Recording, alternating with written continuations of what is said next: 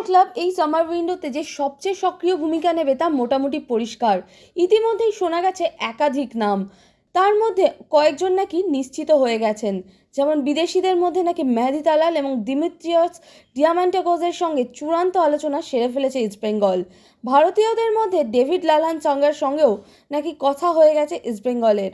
তাছাড়া এবছর ইস্টবেঙ্গল অনেক নতুন বাঙালি মুখও তুলে এনেছে, যেমন সায়ন বন্দ্যোপাধ্যায়, মহিতোষ রায় এবং শ্যামল বেসরা। এবার শোনা যাচ্ছে আরও এক বাঙালিকে দলে সামিল করতে চায় তারা। তিনি হলেন সৌরভ মণ্ডল। কেরালা ব্লাস্টার্স থেকে নাকি সৌরভকে নিয়ে আসতে চায় ইস্টবেঙ্গল। তার জায়গায় এডউইন ভ্যান্সপলকে কেরালা পাঠাবে লাল হলুদ। শোনা যাচ্ছে এরকমই ডিল হয়েছে নাকি দুই ক্লাবের মধ্যে। তাছাড়া আরও এক বিদেশির নামও শোনা গেছে ইস্টবেঙ্গল শিবিরে। প্যালেস্তাইনের মোহাম্মদ রশিদের ওপর নাকি আগ্রহ দেখাচ্ছে লাল হলুদ। তিনি একজন ডিফেন্সিভ মিডফিল্ডার।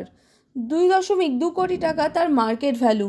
এখন তিনি বালি ইউনাইটেডের হয়েই খেলেন। রাশিদ ইস্টবেঙ্গলে আসবেন কিনা সে তো সময় বলবে।